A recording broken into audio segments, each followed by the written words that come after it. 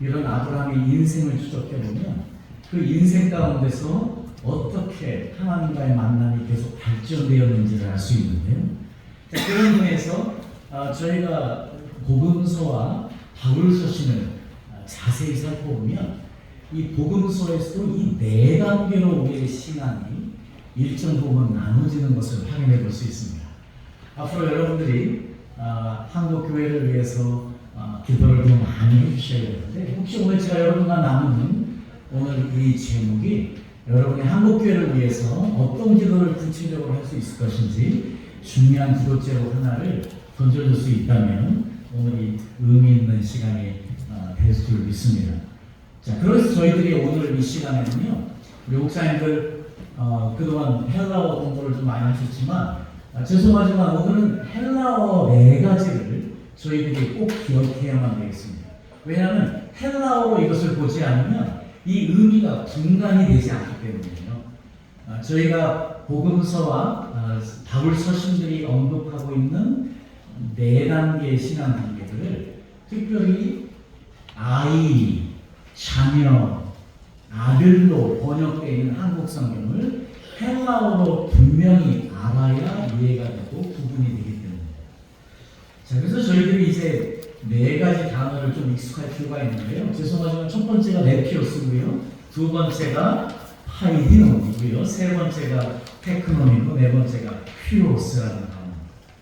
자, 이 네 단계의 단어들을 우리가 살펴보면 우리의 신앙이 이 땅에서 어떤 과정을 거치고 우리는 지금 어디에 있고 우리는 지금 어디로 나아가야 되는지에 대한 확인이 될 수 있기 때문입니다. 자, 먼저 저희들이 처음으로 언급해야 되는 것이요, 네피오스라는 단어입니다. 그냥 한국 성경에 표현되어 있는 것은 아이들이에요, 아이들. 자, 그런데 이 네피오스라는, 앞으로 이제 네 가지 단어를 볼 때 저희들이 좀 알았으면 하는 것이, 이 의미를 파악할 때 이것이 비유적인지 아니면 이것이 문자적인지에 대한 의미 이해가 필요합니다. 사실은 저희가 이제 한국 성경에 번역된 거를 그냥 보면 문자적인 해석으로만 되어 있지 비유적인 의미가 포함되어 있지 않아서 저희들이 이 중요한 것들을 놓치고 살아왔던 것 같아요. 자, 그래서 저희들이 이제 네피오스 이거를요, 문자적이고 그리고 비유적인 의미에서 확인을 해보면, 자, 지금 네피오스 같은 경우에는요, 특별히 아이로 번역이 되지만 이건 그냥 비유적인 표현으로 쓰면 미성숙한 아이가 더 정확한 표현입니다. 그러니까 미성숙한 사람을, 미성숙한 아이를 네피오스라고 하거든요. 그런데 예수님께서도 실제로는요, 이 네피오스라는 단어를 마태복음 11장에서 사용하고 계세요. 지금 예수님께서 예수님을 알아보지 못하는 그 시대의 이스라엘 백성들을 안타까워하시면서 사실 이 진리로 온 예수 당신이 오히려 어린 아이들에게 나타내심을 감사할 때 예수님이 사용하신 표현이 네피오스예요. 그러니까 적어도 예수님을 아는 시작은 네피오스, 미성숙하지만 네피오스부터 시작이 된다는 것을 예수님이 너무 분명하게 말씀해 주신 것 같아요. 자, 예수님은 이 네피오스를 이렇게 언급하시고 끝났는데요, 우리가 바울 서신을 보면 사도 바울은 너무나 분명하게 네피오스의 의미를 비유적으로 설명해 주고 있어요. 여러분, 그래서 이제 몇 가지를 갖고 기억해야 되는데, 첫 번째가 고린도전서 3장 1절에서 3절 말씀에 보면은요, 우리가 너무 잘 알고 있는 말씀이죠. 육신에 속한 자, 곧 그리스도 안에서 어린아이들을 대함과 같이. 지금 사도 바울이요, 네피오스 어린아이들 이야기를 여기서 썼던 것은 네피오스예요. 그러면 미성숙한 아이인 네피오스는 어떤 사람이냐? 사도 바울의 관점에서 육신에 속한 사람. 자, 이 사람은 아직 젖을 먹지 못, 젖만 먹는 사람입니다. 단단한 음식을 먹지 못하는 사람입니다. 그래서 여전히 육신에 속한 자로 표현하고 있는데요, 3절 말씀이 우리에게 주는 굉장히 중요한 메시지가 있는데, 너희가 아직 육신에 속한 자로다. 너희 가운데 시기와 분쟁이 있으니 어찌 육신에 속하여 사람을 따라 행함이 아니지. 만약에 우리 교회 안에서 우리 성도들 가운데 그들 가운데 혹시 시기와 분쟁이 있다면 그것은 아마 그분의 영성이 아직도 육신에 머문 네피로스일 수도 있는 것이죠. 자, 그래서 사도 바울이 계속해서요, 이 육에 속한 사람을 결국은 내추럴 맨, 자연인이다, 또 본능에 충실한 사람이다, 결국은 육에 속한 사람이라고 이야기하고 있습니다. 자, 그런데 문제는 무엇이냐? 로마서 8장 13절에 보니까요, 사도 바울이 너희가 육신대로 살면, 지금 네피로스는 육에 속한 사람이라고 사도 바울은 규정을 하고 있는데, 육신대로 살면 반드시 죽는데요. 자, 그러니 우리가 교회를 생각할 때, 그러니 우리가 목회 현장에서, 그리고 우리가 앞으로 교회를 위해서 기도할 때에 혹시나 우리 가운데 네피로스적인 사람들이 있다면, 육신에 속한 사람이 있다면 우리가 상당히 기도를 많이 해야 될 필요가 있는 것이죠. 두 번째는요, 네피로스는 젖이나 먹고 의의 말씀을 경험하지 못한 자라고 히브리서 5장에 이야기하고 있습니다. 사실 이건 이제 바울 서신은 아니지만 물론 이제 히브리서가 바울 서신일 가능성을 언급하는 학자도 있습니다. 저도 사실은 그렇게 믿고 싶을 정도로 비슷한 부분들 많이 가지고 있는데, 어쨌든 이 히브리서에서는요, 이 네피로스를 어떻게 이야기하고 있냐면 젖이나 먹고 단단한 식물을 먹지 못하는 자가, 한마디로 젖이나 먹고 단단한 음식을 먹지 못하는 자는 의의 말씀을 경험하지 못하는 자. 그러니까 교회의 시작은요, 지금 사도 바울이 지금 히브리서가 이 지금 교인들을 향해 하는 이야기잖아요. 그러니까 교회는 네피로스가 있는 거예요. 육에 속하고 젖을 먹고 의의 말씀을 경험하지 못한 사람이요. 자, 그런데요, 이 네피로스의 반대말이 무엇이냐면요, 금방 방금 전에 저희가 봤던 말씀도 장성한 자와 어린아이라고 표현을 하고 있지 않습니까? 그 텔레오이스라는 표현인데요, 이 표현은 그 우리 이 인생에서 모든 인생의 목표점의 끝에 있는 사람을 장성한 자라고 해요. 그러니까 네피로스는 시작점에 있는 사람이에요. 장성한 자는 이미 그 인생의 신앙 여정의 목표점에 가 있는 사람이에요. 그러니까 지금 네피로스의 반대말이 지금 텔레이오스인데 이거는 장성한 자, 그러면 목표점에 이른 자이기 때문에요.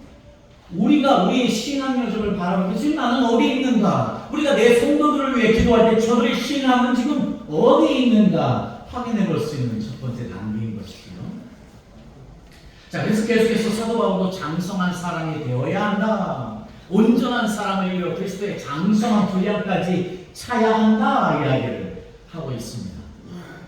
자, 계속해서 사도 바울이요, 이 갈라디아 4장에는요 네피로스에 대해서 어떻게 표현을 하고 있냐면 이 세상 초등 학문 아래서 종로를 타는 자라고 표현하고 있습니다.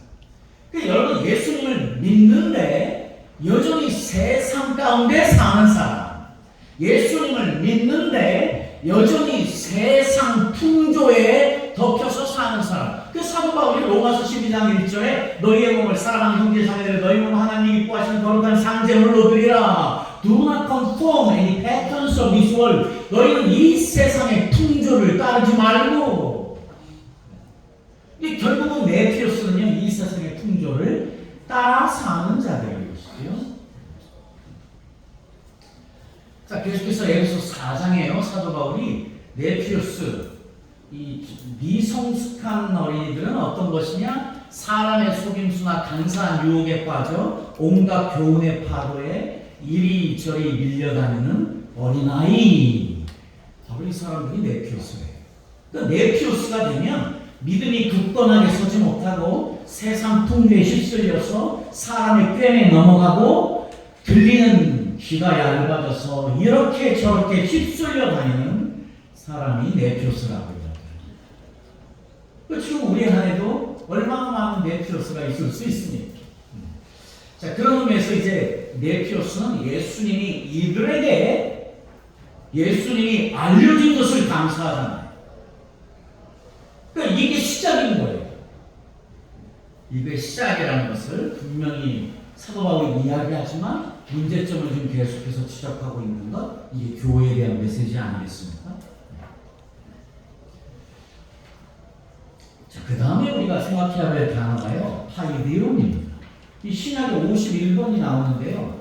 파이디온이라는 단어는 어떤 뜻이냐면요. 자, 여러분, 지금 아까 말씀드린 것처럼요, 비유적이고 문자적인 두 가지 의미로 이해해야 되는데, 지금 파이디온은요, 아이들이에요. 아이예요. 그런데 이게 비유적으로 사용되면요, 훈련 가운데 있는 아이예요. 자, 예수님이요, 이 표현을 쓰셨습니다. 예수님이 요한복음 21장 5절에 애들아, 지금 예수님의 제자들 향해서 파이디온, 애들아 하고 이야기하고 있어요. 사실은 이 말은 비유적이고 문자적인 두 가지 의미를 함께 가지고 있는 것 같아요. 왜냐하면 실제로 그때의 제자들이 파이디온이었을 가능성. 왜요? 훈련 가운데 있는 아이들입니다. 자, 그래서 예수님이 이제 파이디온이라고 쓰셨거든요. 자, 그래서 예수님이 특별히 파이디온을 쓰시면서 마태복음 18장에요. 이렇게 말씀하십니다. 너희가 돌이켜 어린 아이들과 같이 되지 아니하면 결단코 천국에 들어가지 못하리라. 여기서 예수님이 쓰신 표현이 파이디온이에요. 자, 지금 네피오스는 사도 바울도 경고하고 있거든요. 육신에 속한 자, 세상 풍조에 빠진 자, 그리고 세상에 휩쓸려 사는 자, 예수님을 믿는다 할지라도 네피오스면 그거는 굉장히 위험스러운 것 같아요. 그런데 지금 예수님도 분명하게 파이디온 하면 천국에는 파이디온이 돼야 들어간다는데, 이게 비유적인 표현이 훈련받는 아이입니다. 저는 지금 이제 스트롱 그릭이라고요, 가장 오래되고 가장 많이 알려진 그 사전에 있는 내용을 하나를 가져왔습니다. 사실이요, 이 의미를요, 사도 바울이 정확하게 알고 있었던 것 같아요. 그래서 사도 바울이 고린도서 14장에도요, 지혜에는 파이디온이 되지 마라. 왜냐하면 여전히 지혜에는 파이디온으로 머물면 안 된다는 이야기예요. 성장이 안 되는 거예요. 그런데 악에는 파이디온이 되라 하는 것처럼요, 사도 바울도 지금요, 약간의 계란을 알고 인식하고 무엇이 우선인지를 생각하고 말씀하시는 것 같습니다. 자, 세 번째로는요, 우리가 알아야 되는 테크노입니다. 자, 이 표현들은 한국 성경에 보면 전부 다 자녀들로 표현이 되어 있어요. 이게 성경 신약에 99번이나 나와 있는데요. 이 테크논이라는 단어, 여러분 이것이 그냥 한국 성경의 전부 자녀들로 해석이 되었지만요, 이게 비유적인 표현을 함께 알아야 해요. 이게 비유적인 표현은 무엇이냐? Anyone living in full dependence on the Heavenly Father. 하늘에 있는 아버지를요, 전적으로 의존하며 사는 자녀예요. 그 테크노는요, 하나님 아버지를 전적으로 의존하고 살아가는 자녀를 의미합니다. 자, 네피오스, 미성숙한 자, 파이디온, 훈련받는 아이, 테크논, 하나님 아버지를 전적으로 의존하고 사는 자녀.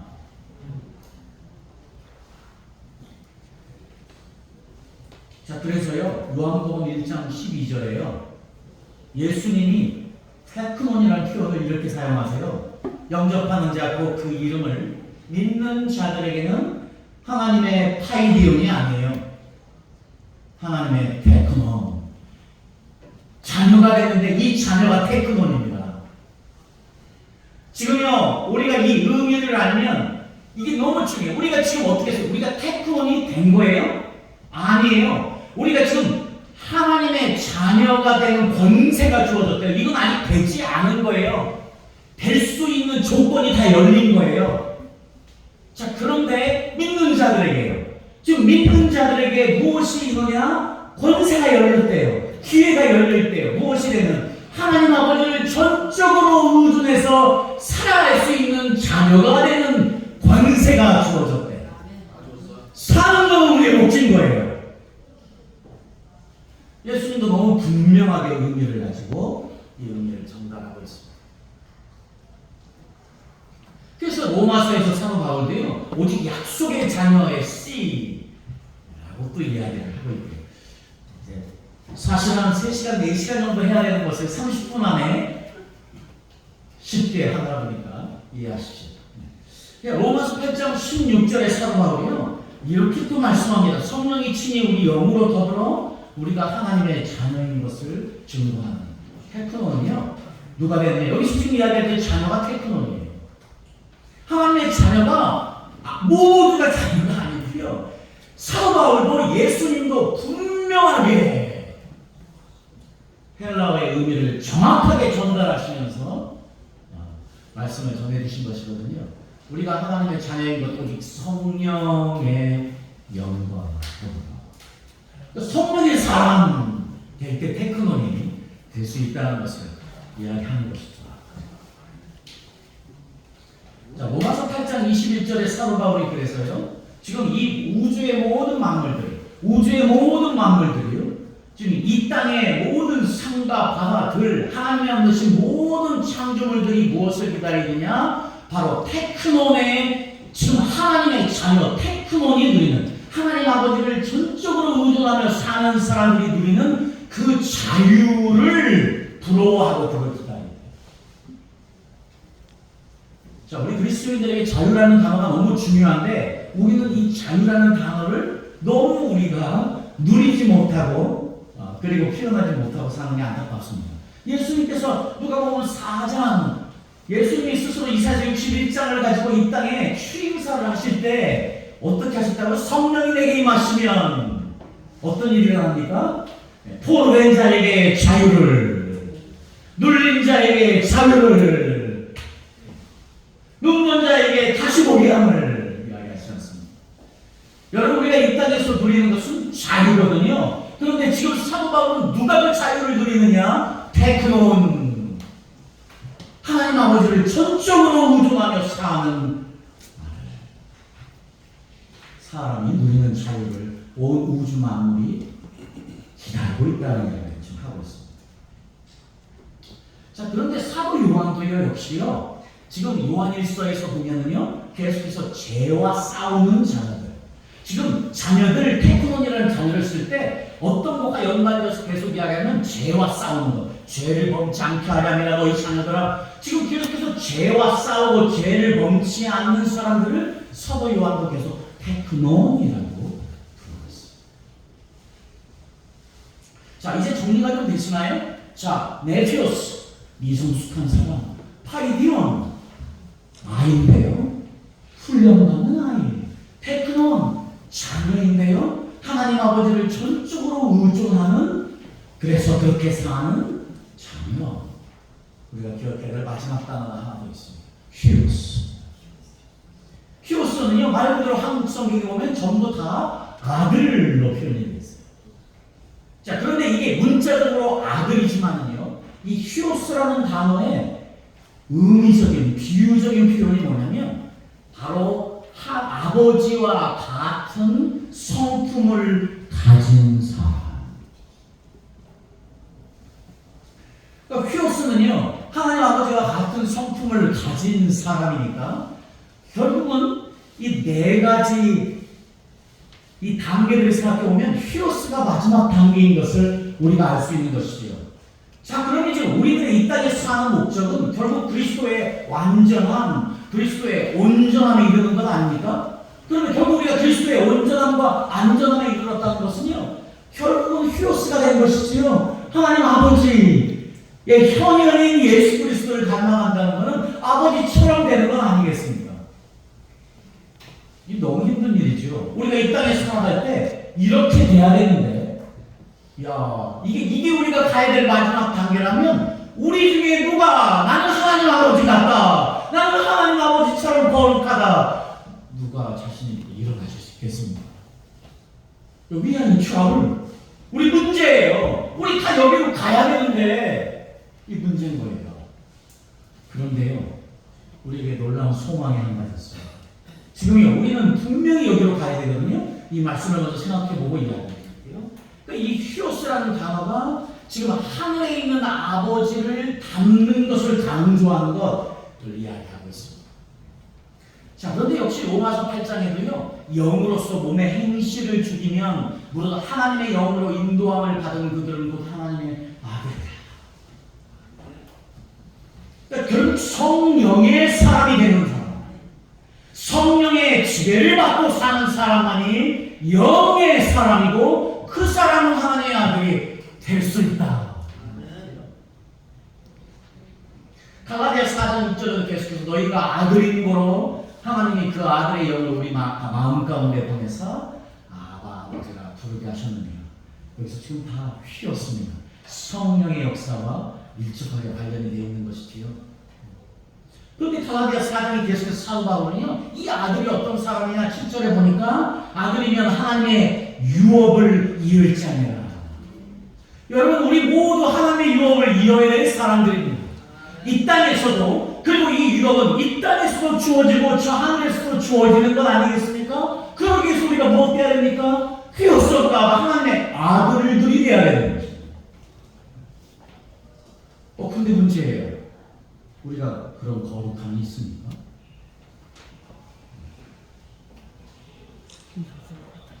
그래서 데살로니가 전서 5장에서요, 사도 바울이 빛의 아들, 낮의 아들, 빛에 속한 자, 깨어있는 자, 그러므로 우리는 다른 이들과 같이 자지 말고 오직 깨어 근신할지니라. 결국은 우리가 깨어있으면 빛의 아들, 낮의 아들이 될 사람은 깨어있다는 것이거든요. 여기에서 결국 아들이라는 표현을 똑같이 쓰고 있습니다. 자, 이 똑같은 휘오스라는 단어가요, 히브리서에서도 언급이 되는데요. 히브리서 우리 너무 잘 알고 있는 말씀이지만 그가 받으시는 아들마다 여기서도 아들 휘오스를 쓰고 있습니다. 그런데 이 아들은 어떤 사람입니까? 채찍을 맞는 아들입니다. 훈련받는 아들입니다. 그러니까 지금 성경에 있는 말씀들을요, 특별히 예수님이 직접 언급하고 사도 바울이 언급하고 히브리서가 언급하고 있는 것들을 종합해 보면 적어도 우리가 이 땅에 살아갈 때 무슨 이상을 넘어가야 된다? 네피오스 이상을 반드시 넘어가야 됩니다. 적어도 파이리온 훈련받는 자녀는 돼야 될 거 아닙니까? 그런데 우리가 정말 소망해야 되는 것, 우리가 할 수 있는 것, 우리가 되고 싶다고 하나님처럼 됩니까? 우리가 되고 싶다고 하나님처럼 거룩하게 됩니까? 그런데 너무 놀라운 사실은요, 지금 히브리서가 이야기하는 것처럼 하나님의 훈련 가운데 있으면 하나님이 그 아들을 만들어 가신대요. 그런데 지금 사도 바울이 어떻게 사용하고 있냐면요, 지금 사도 바울이 여기서도 보십시오. 이거 되게 중요한 말씀인데, 이 사실은 로마서 8장에요, 19절에 먼저 지금 이 온 우주 만물들이 하나님의 아들들이 나타나는 것을 기다리고 있대요. 지금 하나님도 우리들이 하나님의 아들들이 되기를 원하시는 거예요. 이 땅에 하나님의 피조물들이 기다리고 있는 것처럼요. 이렇게 시작합니다. 그런데 22절에 보니까요, 하나님의 자녀들의 영광의 자유, 피조물이 누리기를 원하는가. 지금요, 사도 바울이 어떻게 사용하고 있습니까? 사도 바울이 지금요, 휘오스와 테크논, 휘오스와 테크논을 함께 사용하고 있습니다.